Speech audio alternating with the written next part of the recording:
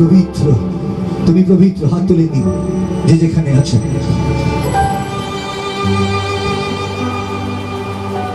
হাত তুলে নিন।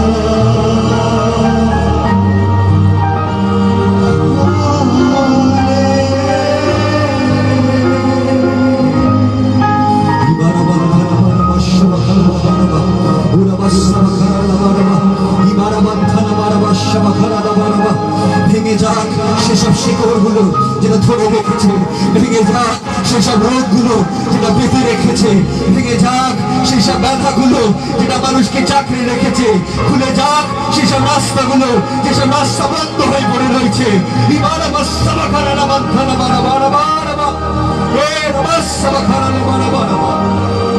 In Jesus' name, in Jesus' name, in Jesus' name, Yeshua, তো প্রভাববধূ নাম, পবিত্র নাম, জীবন্ত জাগ্রত নাম, আমার মস্তকোত্তোলনকারী ঈশ্বর, তুমি পবিত্র, তুমি পবিত্র, তুমি পবিত্র, তুমি পবিত্র, তুমি পরম সনাতন ঈশ্বর। ও হালেলুয়া, হালেলুয়া, হালেলুয়া, হালেলুয়া।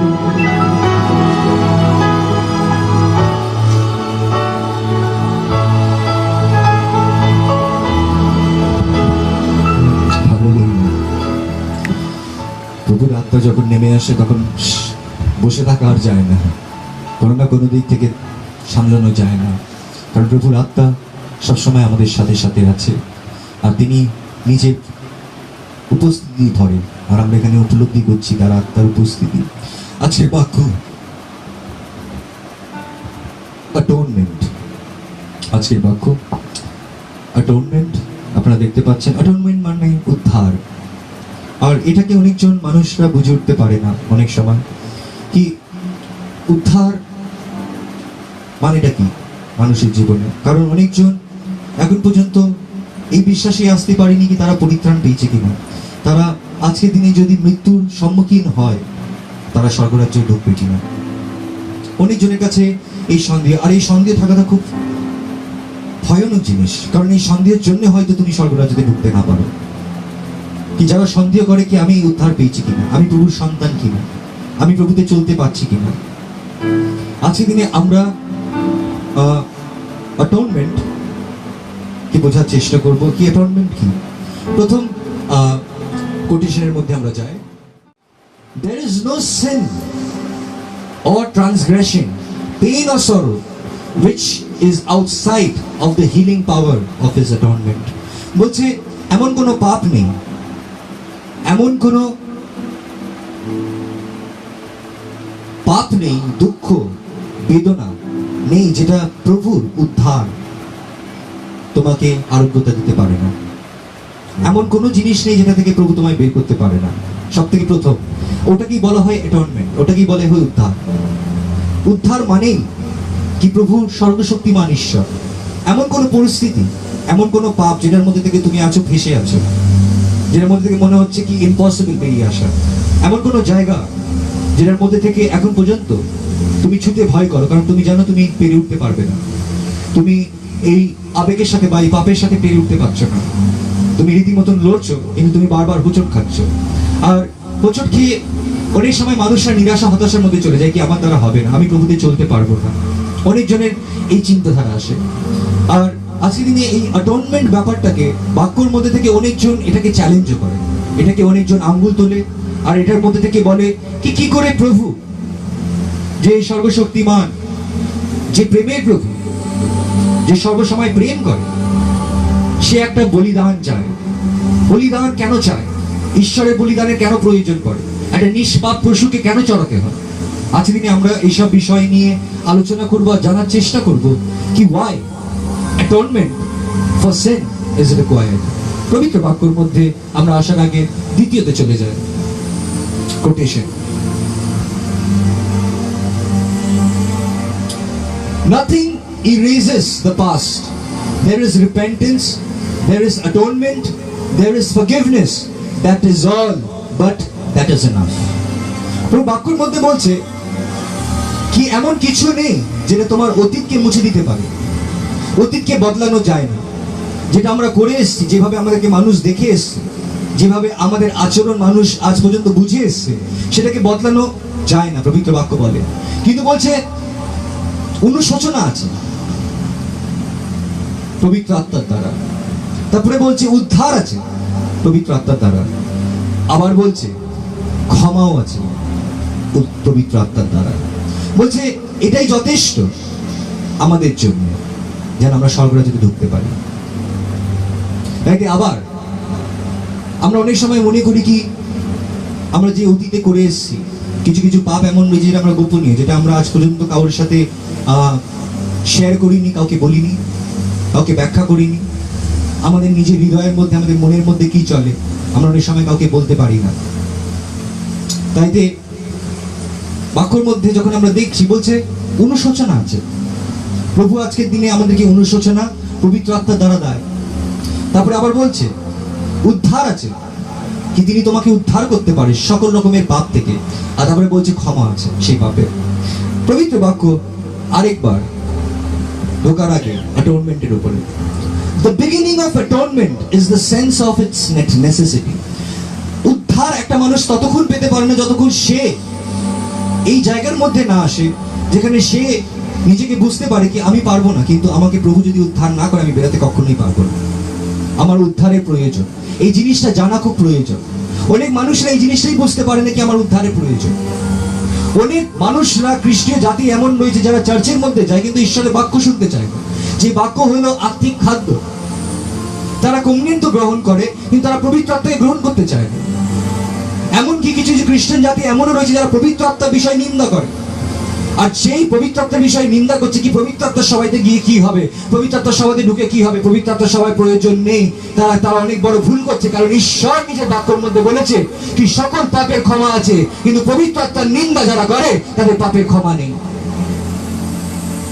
পবিত্র বাক্যের মধ্যে আবার বলছে ইট ইজ এ নেসেসিটি,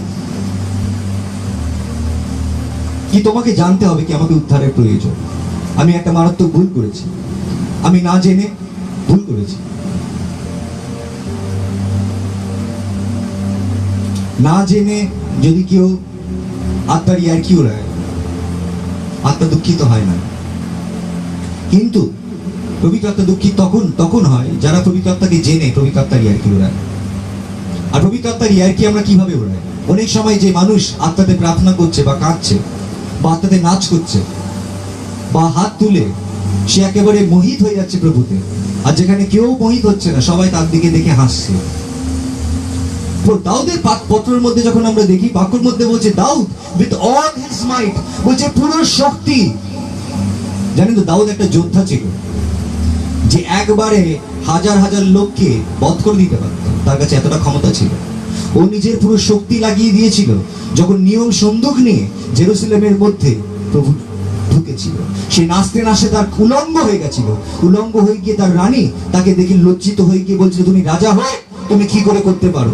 আপনারা জানেন, যখন সেই নারী যেই কথাটা বলেছিল, কি রাজা হয়ে তুমি এইভাবে কি করে করতে পারো, তখন ওখানে দাউদ উত্তরে একটাই কথা বললো, আমি প্রজাদের জন্য করিনি, আমি সর্বশক্তিমান ঈশ্বরের জন্য করেছি। কিন্তু দাউদের বউ থাকার সাথে দাউদ বুঝিয়ে দিয়ে চলে গেল, কিন্তু প্রভু বলেনি।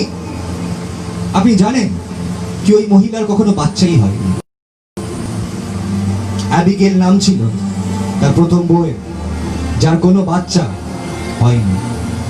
প্রভু তাকে শাসন করেছিল ওই একটা কথার জন্য, ওই একটা কথার জন্য সে শাসনের মধ্যে ছিল। পবিত্র বাক্যের মধ্যে আমরা যখন আবার দেখি, let us come, কি আমাদের প্রত্যেকজনের উদ্ধারের প্রয়োজন। আর যতক্ষণ আমরা বুঝতে না পারি কি উদ্ধার ব্যাপারটা কি করে প্রভু উদ্ধার করে, আমরা আজকের দিনে সর্বপ্রথম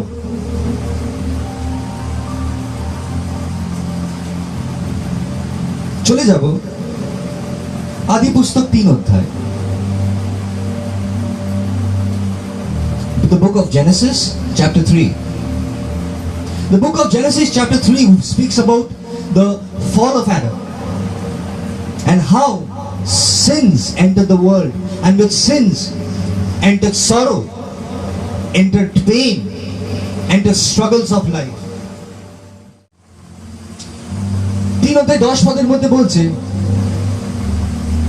he answered, I heard you in the garden and I was afraid because I was naked, so I hid.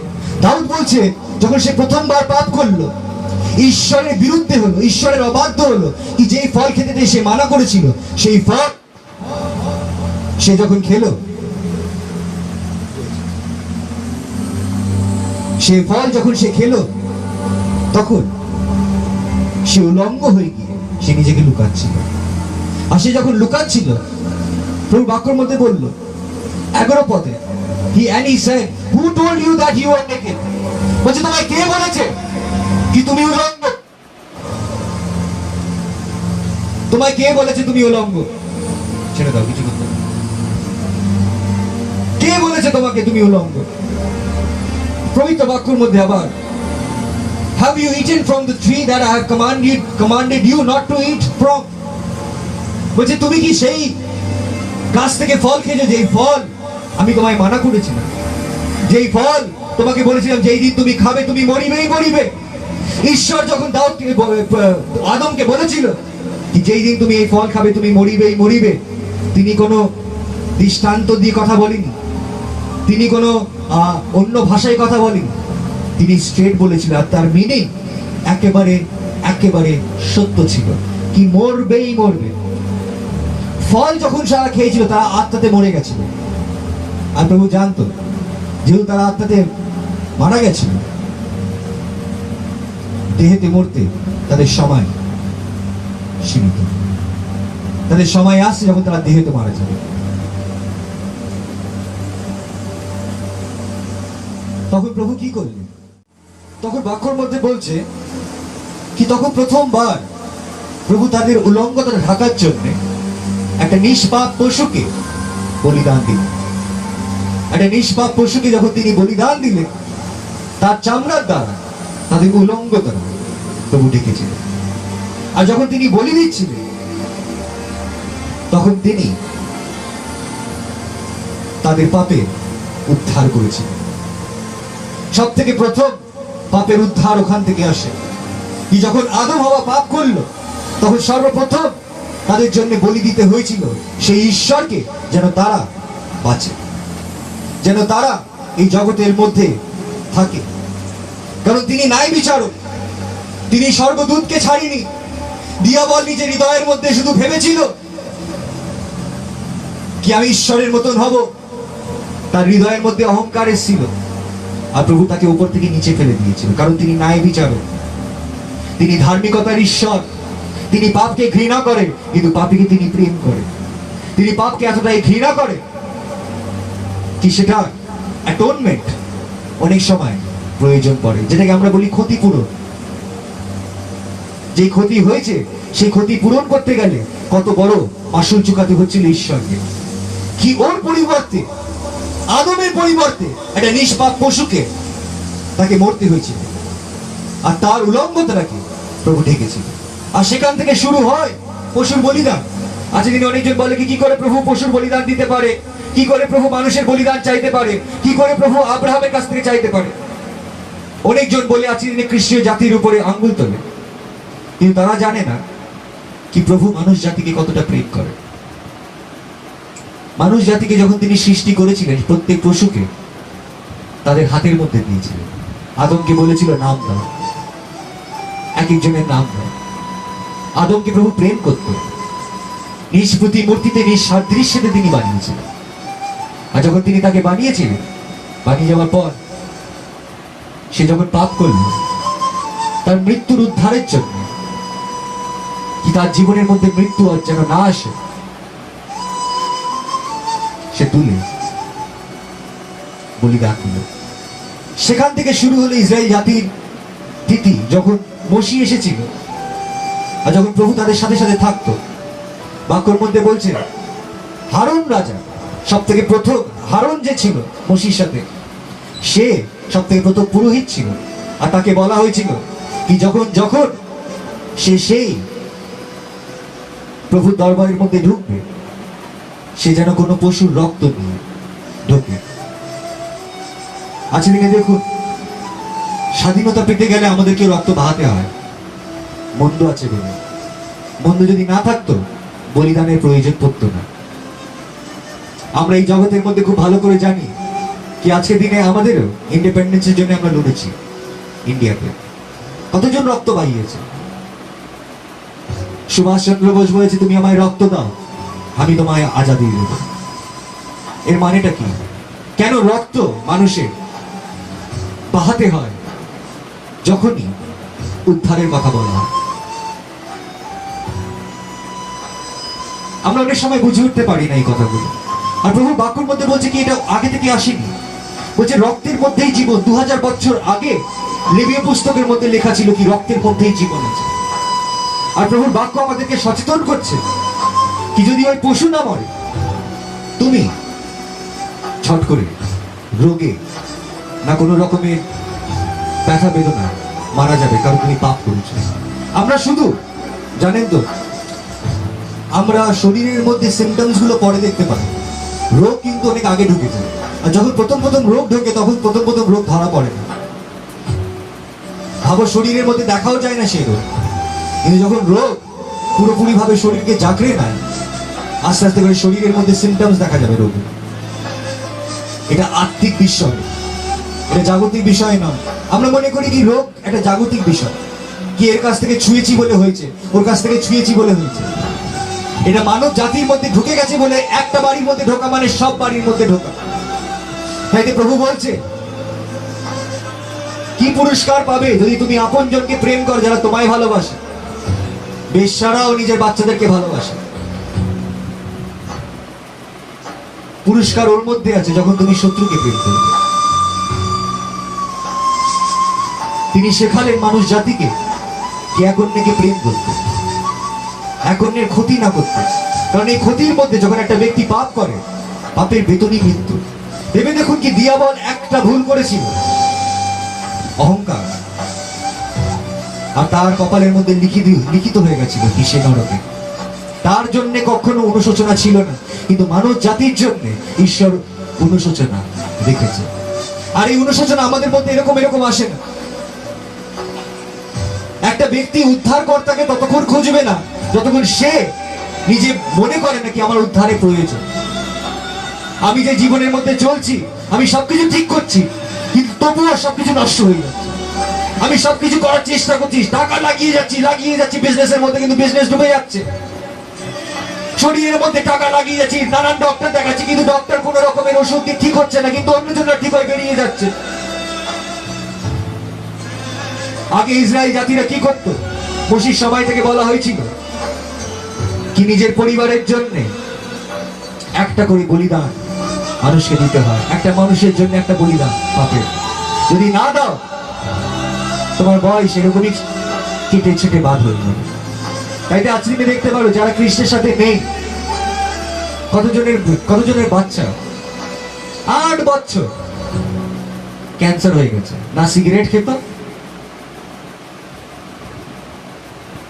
না কোনো রকমের মদ খেত, কি করে ক্যান্সার হয়েছে? ওর আঙ্কালের ক্যান্সার ছিল। এবার ক্যান্সার তো ছোঁয়াছুঁয়ি রোগ নয়। পাগলখানার মধ্যে যাবে, পাগলখানা ডক্টরের মধ্যে যদি কেউ পাগল হয়ে যাবে, জিজ্ঞেস করে বাড়ির মধ্যে কি হয়ে সাইকোলজিক্যালি ভুগত, কেউ কি পাগল ছিল? আমি একটা পরিবারকে জানি যার মা পাগল ছিল, তার মেয়ের মধ্যেও সেই একই সিমটমস দেখা যাচ্ছে। কারণ পাপ বংশ পরাৎপর চলে আসে, তাইতে বলিদানের প্রয়োজন। আর এই বংশ পরাৎপর আসে, পুরো বংশ নির্বংশ করে দেয় পাপ। একটার পর একটা সন্তান মারা যাবে। কত মা আবার এমন রয়েছে যারা নিজের 3টে সন্তানকে পর পর ক্যান্সারের মধ্যে রেখেছে। একটা ছেলে মারা গেল, তারপরে তার বড় ছেলে মারা গেল, তারপরে ছোট ছেলেও হয়ে গেল।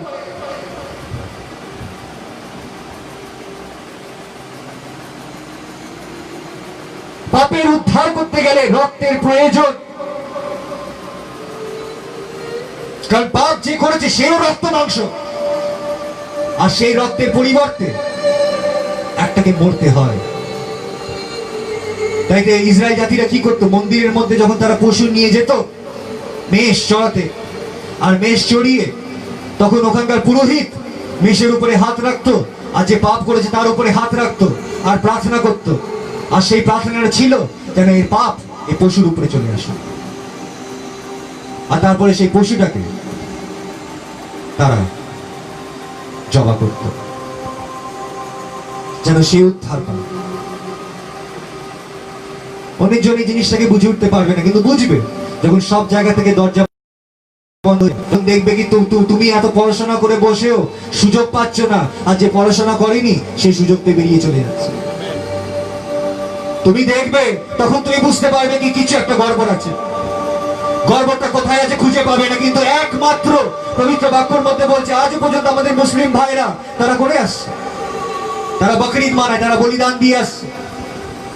আজ দিনে যত অ্যানিমাল হিউম্যান রাইটস রয়েছে তারা এসে রীতিমতো বলছে কি করে অ্যানিমালসদেরকে মারা উচিত, গরুকে মারা উচিত, একে মারা উচিত না, ওকে মারা উচিত না। সবাই দাঁড়াচ্ছে পশুদের জন্য যেন কেউ না মারে। কালকে আমার বাড়ির এখানে 3 দিন থেকে একটা কুকুর এখানে পুরো একেবারে মাংস ঝুলছে, আর সে ঘুরে বেড়াচ্ছে, দেখার মতন কেউ না। যে কেউ আসছে তাকে পাথর মারছে, যেন তার গা দিয়ে এত গন্ধ বেরোচ্ছিল বলে তাকে পাথর মারছে, তাকে তাড়িয়ে দিচ্ছে, তাকে যত রকমের জল ঢেলে দিচ্ছে, যেন তাকে কেউ পর্যন্ত খাবার পর্যন্ত দিচ্ছিল। সে একটা গুফার মধ্যে, যেখানে আমাদের এখানে বিল্ডিং পড়েছে সেখানে একটা গুফার মধ্যে ঢুকেছিল। 3 দিন ধরে যখন আমি দেখলাম আমি আর সহ্য করতে পারিনি। তারপরে আমরা বেরিয়ে শেষের দিকে ওকে খাবার দিয়ে কিছু করে ওষুধ লাগাবার চেষ্টা করছি, কিন্তু কিছুতেই ওষুধ লাগাতে পারছি না। ওষুধ লাগাবার চেষ্টা করছি কিন্তু কিছুতেই ওষুধ লাগাতে দিচ্ছে না, কারণ ঘা এত বড় আর রস পড়ছে পুরো ঘা দিয়ে, একেবারে বড় কানটা ঝুলছে। রীতিমতন সকাল থেকে নিয়ে ওকে খাবার দাবার যখন দিচ্ছি ও খাবার এসে খাচ্ছে, আর খেতে খেতে আমরা সব জায়গার মধ্যে ফোন করছি কি কে ওকে দেখবে, কে দেখবে না, কে ওকে ইয়ে করবে। ওষুধ লাগাবার চেষ্টা করছি কিন্তু ওষুধ লাগাতে দিচ্ছে না, অল্প উপর থেকে ঢালার চেষ্টা করছি, কিছুতেই হয়ে উঠছে না। আর হতে হতে কিন্তু রীতিমতন লড়ে গেছে।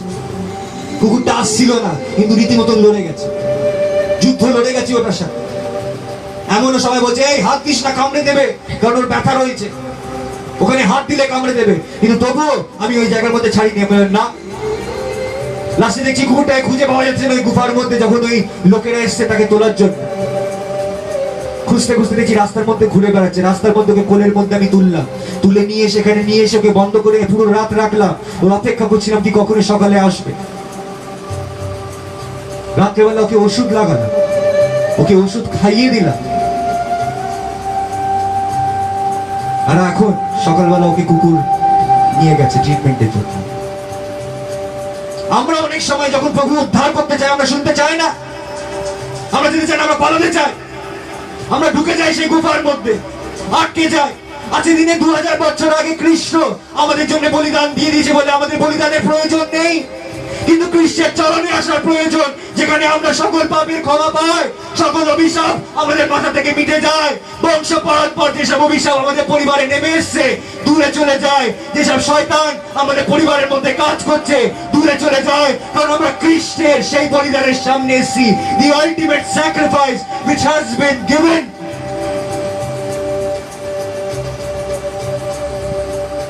ইহুদিরা অপেক্ষায় ছিল কুমারী নারীর মধ্যে থেকে একজন জন্মাবে, মুসলিমরা অপেক্ষায় ছিল কুমারী নারী থেকে একজন জন্মাবে, কিন্তু কুমারী নারী থেকে জন্মে সেই জায়গার মধ্যে নিজের জীবনটাকে নিজের জীবন নয় কিন্তু অন্যজনের জন্য বেঁচে অন্যজনকে রোগ থেকে সুস্থতা দিয়ে আরোগ্যতা দিয়ে, কারণ তিনি জানতেন আমি এসেছি উদ্ধার করতে, জীবন দিতে, রোগের সুস্থতা হবে, অন্ধ দেখবে, খঞ্জ চলবে, যারা মৃত আছে তারা জীবন পাবে। তিনি প্রকাশ করে দিলেন। তাই আজকে দিনে হিউম্যান রাইটসরা তোমরা লড়তে পারো, তোমরা যারা অ্যানিমালসদেরকে নিয়ে লড়তে পারো, কারণ আর অ্যানিমালসদের বলিদানের প্রয়োজন নয়, ওর থেকে বলিদান বড় আমাদের পিতা ঈশ্বর দিয়ে দিয়েছে তার নিজের একমাত্র পুত্রকে। এই জগতের মধ্যে হিউম্যান রাইটস, এই জগতের মধ্যে সব থেকে মারাত্মক পাপ হয়, আর এই জগতের মধ্যে হিউম্যান রাইটস আছে। মানুষরা মনে করে কি করে ঈশ্বর একটা মানুষের বলিদান চেয়েছে, ঈশ্বর মানুষের বলিদান চায়নি, কিন্তু ঈশ্বরের বাক্য কি তুমি পাপ করিলে তুমি মরিবে। ঈশ্বরের নিয়ম, পাপের বেতন মৃত্যু, কি যে কেউ পাপ করেছে তার মৃত্যু অনিবার্য, কেউ আটকাতে পারবে না, সে মরবে। আর মৃত্যুর পর প্রজ্ঞার জ্ঞানের কোনো কাজ নেই, মৃত্যুর পর আর ইনফরমেশন আর কোনো জ্ঞানের কাজ নেই। মৃত্যুর পর আমি আপনাকে বলে দিই, আত্মাদের কোনো প্রজ্ঞার জ্ঞান থাকে না, কোনো নলেজ থাকে না, তারা যতটা বেড়েছে অতটাই বেড়েছে, এবার তারা অপেক্ষায় থাকে। there is no knowledge in them, knowledge আমাদের ব্রেনের মধ্যে আছে, প্রজ্ঞার জ্ঞান এর মধ্যে কাজ করে। এই যখন এটার মধ্যে থেকে বিচ্ছেদ হয় তখন আলটিমেট জাজমেন্টের জন্য প্রস্তুত হয়।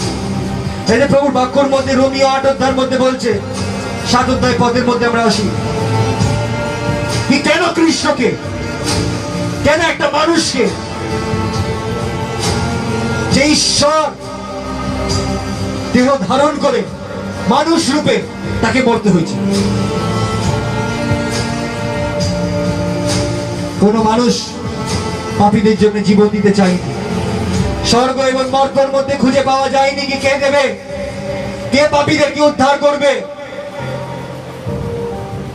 আমরা দেখুন এমন জগতের মধ্যে বাস করি, কেউ যদি পকেট মারে ওখানে গিয়ে কেউ ওকে বোঝাবে না, কিন্তু সবাই ওকে ধরে মারবে, বেঁধে রেখে দেবে, তবে পুলিশে ধরিয়ে দেবে। আমরা এরকম ব্যক্তি। এবার ভেবে দেখুন, তুমি তো ওকে মেরে, ওর একটা বদ অভ্যেসের জন্য, ওর একটা পাপের জন্য তুমি ওকে মেরে জেলের মধ্যে ঢুকিয়ে দিলে, কিন্তু ওই মা বাবা কি করবে যার ছেলে এরকম করে? তারা কি চাইবে যে আমার ছেলের সাথে এরকম হয়? সদাপ্রভুর অনেক সন্তানরা এরকমই করে, চুরি করে, নেশা করে, সব রকমের পাপ করে, কিন্তু সদাপ্রভু কি চায় কি তুমি মরবে? সদাপ্রভু কি চায় কি তুমি অনন্ত কাল তুমি তার থেকে বিচ্ছেদ থাকবে? কোন মা বাবা চায় কি আমার সন্তান আমার থেকে দূরে যাবে? যদি এই জগতের মা বাবা যারা পাপ করেও এই জিনিসটা চাইতে পারে না, স্বর্গীয় পিতা যে পবিত্র ধার্মিকতার ঈশ্বর, সে কি করে করতে পারে? আর তিনি পবিত্র বাক্যের মধ্যে যোহন 1 অধ্যায় 29 পদ, John the Baptist, the next day John saw Jesus coming towards him and said, "Look, the Lamb of God who takes away the sins of the world." बोले ये देखो ये खुदा की मेमना जो हर एक गुनाह को अपने कंधे पे उठा के लेके जा रहा है। কে ছিল? কিসের এত অহংকার?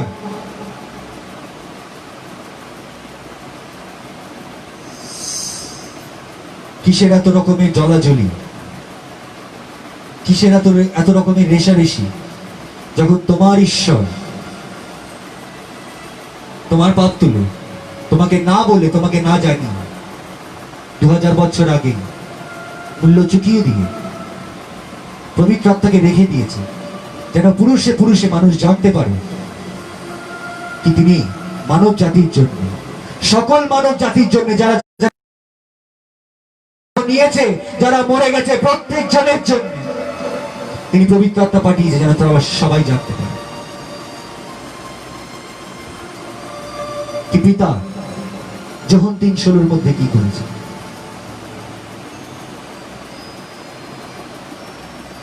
ক্রুশের মধ্যে যখন পিতা নিজের মুখ সরিয়ে নিয়েছিল পুত্রের কাছ থেকে, কেন জানে? কারণ আমাদের অভিশাপ তার উপরে চলে এসেছিল, আমাদের পাপ তার উপরে চলে এসেছিল, আমাদের ঘৃণা, আমাদের রেষারেষি তিনি নিজের উপরে নিচ্ছিলেন,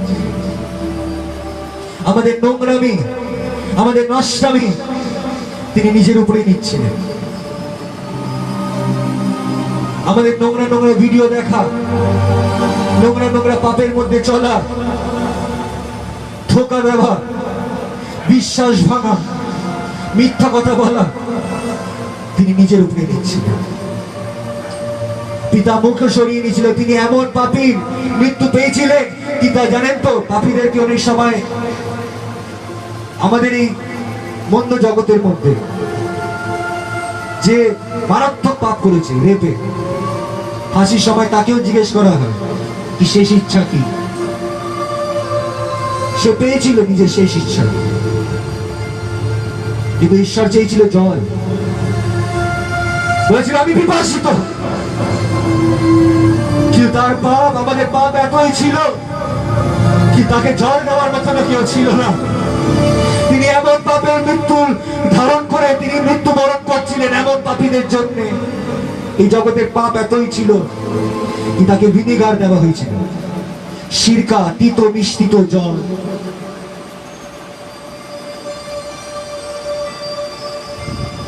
এর থেকে বড় পাপীর মৃত্যু আর কি হতে পারে?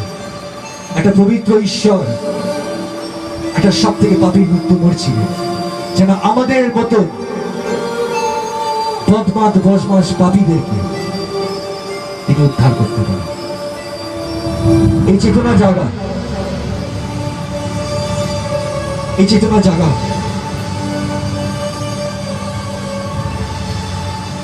দরকার পড়লে মাথা ঠোকো, দরকার পড়লে ভেঙে চুরমার, কেঁদে চিৎকার কর, কিন্তু প্রভুকে বলো কি তুমি যা করেছো আমার জন্য কি করে। তিনি মরে যাওয়ার পর তিনি আমাদেরকে সেই অনুগ্রহ দিলেন। আজকের দিনে অনেকজন রাগ করে কি এরকম পাপ করছে, এর সাথে এত ভালো কি করে হতে পারছে, এরকম ভুল করছে, এর সাথে এরকম এত ভালো কি করে হচ্ছে। অনুগ্রহ, প্রভুর অনুগ্রহ। প্রভু নিজের প্রত্যেক শয়তান, বদমাস, পাপীদেরকে অনুগ্রহ দিয়েছে। আমি বিশ্বাস ভেঙেছি, তবু লোকেরা বিশ্বাস করছে, এটা অনুগ্রহ। আমি অন্যজনের মুখে দরজা মেরেছি, কিন্তু যখন আমার সময় এসে আমার জন্য দরজা খুলে দিচ্ছে, এটা অনুগ্রহ। কারণ আমি যা বদনাম করেছি এত বছর, আমি ওটাই কাটছিলাম, আমার পাশে কেউ ছিল না। আমি যখন অনুগ্রহের মধ্যে আসলাম, যে সম্মান পাওয়ার যোগ্য নয় সেই সম্মান একজন আমায় করল। অনুগ্রহ কি যেন আমি বদলাই তার প্রেম পেয়ে।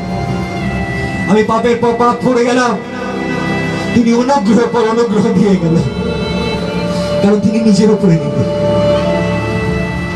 তাই দিয়া বল যখন আমাদের পাপ আমাদেরকে ধরায়, তখন কৃষ্ণ বলে ওর পাপ তো, ওর পাপের জন্য তো আমি মরেছি। এই দেখো ক্ষত, তোমার পাপের জন্য আমি মরেছি, তোমার ভুলের জন্য আমি মরেছি। এই দেখো দাগ, তিনি থমাসকে বলছিল, এই দেখো 6 মাস ছুঁয়ে দেখেছিলেন সে ক্ষত, এটা আমার জন্য তার সোনার দেহে কে ছিন্ন ভিন্ন করা হবে। তাই আজকের দিনে আমরা বেঁচে আছি ওই ক্ষতর দিকে তাকিয়ে। ওই ক্ষত এখানে ঢোকাবার উচিত ছিল, ওইসব ক্ষত আমাদের পাওয়ার উচিত ছিল। দেখো, যাদের জীবনে কৃষ্ণ নেই তাদের জীবনে কত ক্ষত, নিজেকে ব্লেড দিয়ে কাটছে। যাদের জীবনে কৃষ্ণ নেই বিষ খাচ্ছে। যাদের জীবনে কৃষ্ণ নেই 10 তলা বালি থেকে পড়ে যাচ্ছে। যাদের জীবনে কৃষ্ণ নেই অন্যজনের গলা কেটে দিচ্ছে। যাদের জীবনে কৃষ্ণ নেই অন্য মেয়েকে রেপ করে জ্বালিয়ে দিচ্ছে। কৃষ্ণ নেই, কিন্তু যাদের জীবনে কৃষ্ণ আছে, অনুগ্রহ আছে। আমি পড়ে গেলাম কিন্তু তুমি রাস্তা খুললে, আমি তাকে ডাকিলাম তিনি মুখ ঘোরালেন না। অনেকজন বলে, এখানে অনেকজন জানেন তো কপটি, আমরা সব কপটি। আমরা দেখাই ধার্মিকতার কার্যগুলোকে প্রকাশ করি, বড় বড় করে একটা মানুষকে দেখাতে চাই কি আমরা করেছি।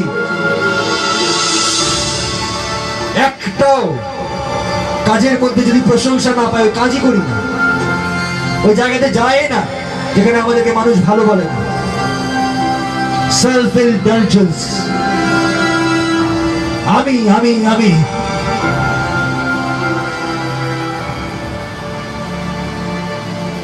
এটা সময় আসবে তোমার জীবনে যখন আমি আর বলে কিছু থাকবে না। এটা সময় আসবে যখন তুমি ভিক্ষা চাইতে বাধ্য হয়ে যাবে। কে ভিখারি না? চার্চের বাইরের মধ্যে দেখবে ভিখারিরা বসে বসে ভিক্ষা চাইছে, আর বড় লোকেরা চার্চের ভিতরে কি ভিক্ষা চাইছে। ভিখারি তো সবাই, ভিখারি আমরা সবাই, কিন্তু কেউ দেখায় কি আমরা রইস। এ কি করে করতে পারলো? তুমি করনি। এই ভুল কি করে হলো? তুমি করনি। নিজের চোখ থেকে আগে করে কাটি বের করো, পরিষ্কার দেখতে পাবে। প্রভু এই জগতের মধ্যে এসেছিল, ওই নারী দাঁড়িয়েছিল যাকে ব্যভিচারের মধ্যে ধরা হয়েছিল। লোকেরা ধরেছিল রেড হ্যান্ডেড ব্যভিচারে, দাঁড় করিয়ে বলে দিয়েছিল, বলছে নিয়ম বলছে একে পাথর মারো। ওই নিয়ম কি ছিল? পাথর দিয়ে মেরে দাও যে ব্যভিচারে ধরা পড়ে। প্রভু উঠে বলল, সে প্রথম পাথর মারুক।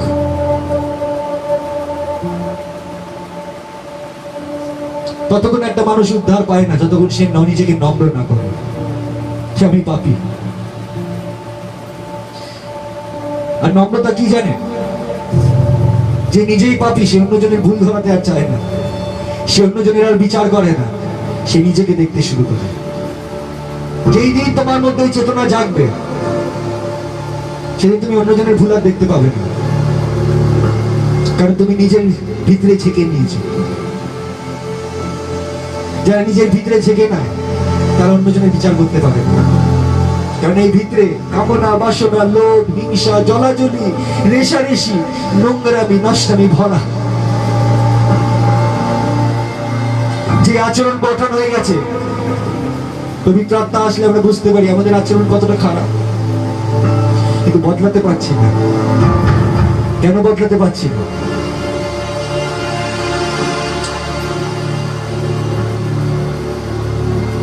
ক্ষতিপূরণ, ক্ষতিপূরণ তুমি করতে পারবে না, কিন্তু তিনি পারবেন। পবিত্র বাক্য আরেকবার 1 তিমোথী 2:6 who gave himself as a ransom for all people.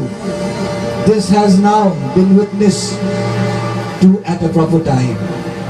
And for this purpose I was appointed and held as an apostle. I am telling you the truth, I am not lying. A true and a faithful teacher of the Gentiles. দাউদ বলছে, আমার পরিবর্তিতে, আমার উদ্ধারের জন্য তিনি নিজে মাসুল চুকিয়েছেন। চাইতে আমার পাপ অনেক হতে পারে, কিন্তু আমার আশা এবং ভরসা কৃষ্ণ। আর যে কৃষ্ণের হাত ধরে থাকে সে উদ্ধার পায়। আর উদ্ধার এরকম এরকম আসে না, মানুষের মধ্যে চেতনা এরকম এরকম জাগে না যতক্ষণ সেই কৃষ্ণের হাত ধরে না চলে। কৃষ্ণের হাত ধরে চলা মানে বাক্যের সাথে যুক্ত থাকা, দিবানিশি ধ্যান করা, বাক্য কি বলতে চাইছে প্রশ্ন করা, জানার ইচ্ছা। বলছে ধন্য তাহারা যারা ধার্মিকতার জন্য তৃষ্ণার্ত এবং ক্ষুধার্ত, তাদেরকে তৃপ্ত করা হবে। তুমি যদি আজ সত্যি করে উদ্ধার পেতে চাও, তাহলে সেই খিদে থাকার দরকার, সেই পিপাসা থাকার দরকার। যদি সেই পিপাসা, সেই খিদে না থাকে, কি আমি শুনবো? আমার জানার ইচ্ছা আছে, আমার বেরোবার ইচ্ছা আছে, আমার ইচ্ছা আছে, আমি এটা থেকে বেরোতে চাই, আমি এই পাপের মধ্যে থাকতে চাই না। আর সে রীতিমতো প্রভুর হাত ধরে চলতে থাকে, সেই উদ্ধার পায়। প্রভু তোমায় জোর করে বের করবে না, তিনি তোমায় সব ইচ্ছা দিয়েছে। যতক্ষণ তুমি বলবে না, বলছি যতক্ষণ তুমি নিজে তার নাম স্বীকার করিবে না, তুমি পরিত্রাণ পাইবে। তোমায় বলতে হবে, তোমায় বলতে হবে কি তুমি কি চাও ঈশ্বরকে। তোমার নিজের ইচ্ছাকে প্রকাশ করতে হবে ঈশ্বরের কাছে প্রথমে, তারই ঈশ্বর কাজ করবে। সদ ইচ্ছা কি আমি ক্ষুধার্ত, আর ওটা শুধু মুখে নয়, শ্রোতা মাত্র হয়েও না, কার্যকারী করে তোলা। কি আমি সত্যি ক্ষুধার্ত, খাবার পেলে জানেন তো আমার মা আমাকে রোজ খাবার দেয়। কিন্তু যখন মা থাকে না, আমার খিদে পায়, তখন আমি কি করবো? না খেয়ে বসে থাকবো? নিজে গিয়ে বেড়ে নি খাবারটাকে, কারণ খিদে পেয়েছে। এখানে অনেকজন এমন আছে যাদের খিদে আছে, কিন্তু চায় এসে দেবে, না শোনালে শুনবো না, না বললে যাব না। খিদে যদি তোমার থাকে, চাইতে তোমায় হবে। খিদে যদি তোমার থাকে, বলতে তোমায় হবে। খিদে যদি তোমার থাকে, ঝুঁকতে তোমায় হবে। তাই ধার্মিকতার পথে গেলে বলছে यीशु के दरबार में सर झुका के आइए, কারণ ধার্মিকতার পথ। ওখানে মাথা না ঝুঁকালে ধার্মিকতা পাওয়া যায় না, ঝুঁকতে হবে। হয়তো প্রচারক ওই সময় প্রস্তুত নয়, তুমি খিদে দেখাও, পবিত্র আত্মা নিজের কার্য দেখাবে। তুমি ঝোঁকো, তুমি দেখবে রাস্তা খুলে যাবে। তুমি সহ্য করো, দেখবে তুমি আত্মিক বরদান দিয়ে ভরবে। তোমার সাথে যদি কেউ ভুল করে, তুমি যদি প্রেম করো তাকে, তোমার মধ্যে আত্মিক বরদান চলেই এসছে। তোমার মধ্যে এমন এমন বরদান থাকবে। জানেন, আমাদের প্রভু সদ ইচ্ছা দিয়েছে বলে পবিত্র আত্মাকে আমাদেরকে প্রেরণ করা হয়েছে। আর সেই পবিত্র আত্মা বাক্যের মধ্যে আমরা দেখতে পাই কি যিশু বলছে কি আমার অনেক কিছু বলার আছে যেটা আমি বলতে চাই, কিন্তু এখন নয়। কিন্তু পবিত্র আত্মা আসবে যে তোমাকে সকল বিষয় সত্যের মধ্যে নিয়ে যাবে। পবিত্র আত্মা শুধু আমাদেরকে সকল সত্যের মধ্যে নয়, কিন্তু আগামীকাল কি হতে চলেছে সেটার বিষয় বলে দেয়, কোন সময় আসতে চলেছে সেটার বিষয় বলে দেয়, কোন রাস্তায় নিচ্ছে সেটার বিষয় বলে দেয়, যেন তুমি নির্ণয় নিতে পারো, যেন তুমি বেছে নিতে পারো। তুমি কি বেছে নিচ্ছ? তুমি কি খ্রিস্টকে বেছে নিচ্ছ? বেছে নাও। অনন্তকাল তোমাকে হিসাব দিতে হবে না। তুমি অনুগ্রহের মধ্যে তুমি বৃদ্ধি পাবে, তুমি ফলবান হবে। পাপী থেকে তুমি ধার্মিকতার পথের মধ্যে প্রবেশ করে যাবে। এবার কিছু কিছু ব্যক্তিরা যারা অনুগ্রহ পেয়ে বদলাতে চায় না, তাদের জন্য আমি বলি সময় আসবে যখন অনুগ্রহ তুলে নেওয়া হবে। সময় আসবে যখন অনুগ্রহ নিজের কাজ আর করবে না। অনুগ্রহ চলে যাওয়া মানে পবিত্র আত্মা চলে গেছে তোমার কাছ থেকে। আমরা বদলাই কখন? আমরা তখন বদলাই কি এটার যোগ্য আমি ছিলাম না, এটা পাওয়ার যোগ্য আমি না, কিন্তু আমায় দিয়েছে। আমি একে খাওয়ার দিইনি, কিন্তু যখন আমার খিদে পেয়েছে ও আমাকে দিয়েছে। আমি ওর কাছ থেকে পাওয়ার যোগ্য নয়, আমি হাত বাড়াইনি। ও যখন কষ্টেই ছিল, কিন্তু যখন আমি কষ্ট আমাকে হাত বাড়িয়েছে, আমি ওর কাছ থেকে পাওয়ার যোগ্য নয়। এটা হলো অনুগ্রহ। আমি যোগ্য নয় আমার মাথার মধ্যে ছাদের জন্য, আমি যোগ্য নয় কি যত টাকা আমি কামাচ্ছি আমার আমার আমার পরিবারের জন্য অত টাকা আমার কাছে থাকা উচিত। কারণ বয়স্ক বয়স্ক এই লোকেরা এই জগতের মধ্যে আছে। বুড়ি 60 বছরে রোজ সবজি তুলে নিয়ে যাচ্ছে 100 টাকা কামাতে, আর টাকার পর টাকা নষ্ট আমরা করতে থাকি। যোগ্য নয় কিন্তু অনুগ্রহ দিয়ে চলেছে যেন আমরা মন পরিবর্তন করি, আমাদের আবেগ যেন জাগে, আমরা যেন বুঝতে পারি কি এই সুকুশের মধ্যে কেমন পাপীর মতন আমার ঈশ্বর বলেছে, আমার মতন পাপীর মতন ঈশ্বর বলেছে, আমার মতন। আর এই আবেগ যখন জাগে তখন মানুষ মন পরিবর্তন করে। তাই আমরা বলি तेरे मार खाने से हमने शिफा पाई। আমার সাথে যুক্ত হয়ে আসুন। গানটা খুবই সুন্দর গান। কি আমরা যে অনুগ্রহের মধ্যে আজ বেঁচে আছি, চলছি, আমরা কেউ যোগ্য নয়। এতে এই সময় যদি তোমার চোখের মধ্যে এই বিষয় নিয়ে জল না আসে, আমি জানি না কোন বিষয় নিয়ে আসবে। প্রভু তোমাদের অনেক ভালোবাসে।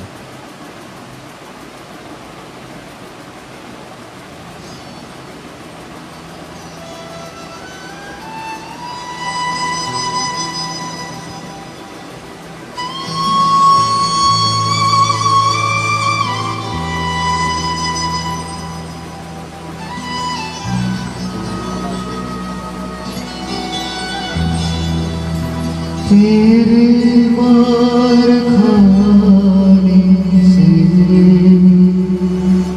यीशु ने शिफा पाई है।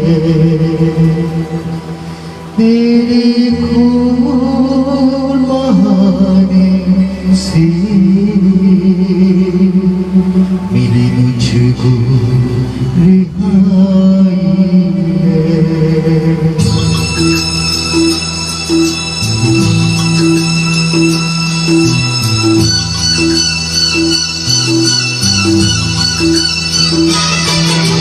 तेरे मार खाने से यीशु ने शिफा पाई है। तेरे खून बहाने से मिली मुझको रिहाई है। तेरे मार खाने से यीशु ने शिफा पाई है। तेरे खून बहाने से मिली मुझको रिहाई है।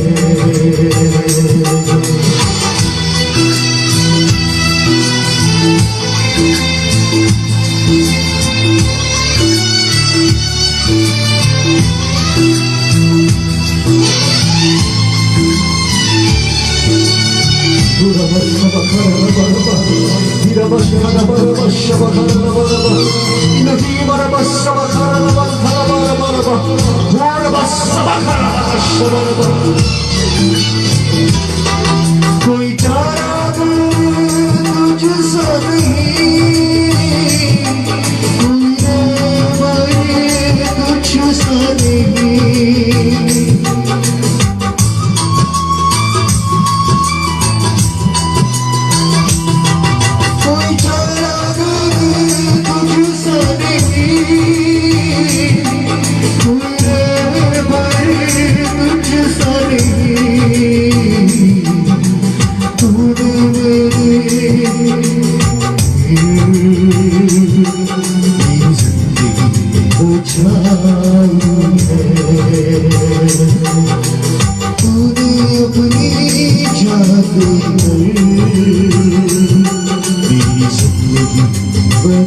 पाई है तेरे मार खाने से यीशु मैंने शिफा पाई है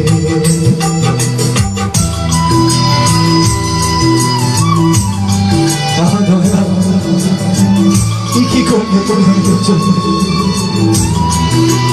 আর বলতে পারি না তোমার খুশির কথা বলতে পারি না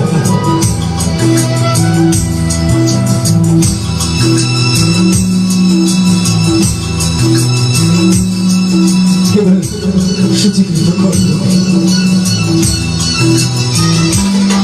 तूने वादा पूरा कर दिया है तूने बादलों से भर दिया है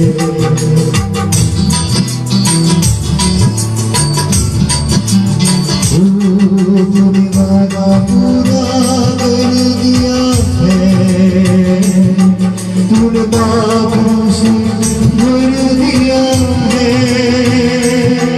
तूने वादा पूरा कर दिया है तूने बादलों से भर दिया है तूने मेरे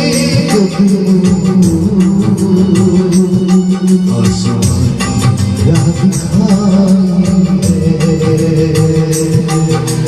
तूने मेरे आसमानी राह दिखाई है बीमार खाने से यीशु मैंने शिफा पाई है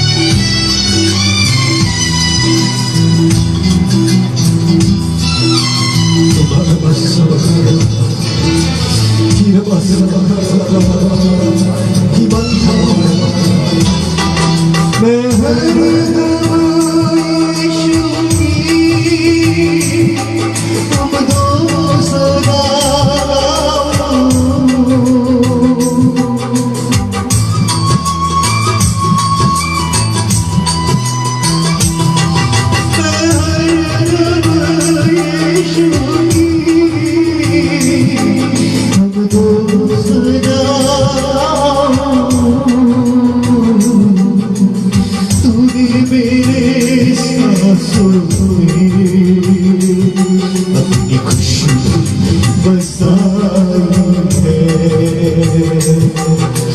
तूने मेरे सांसों में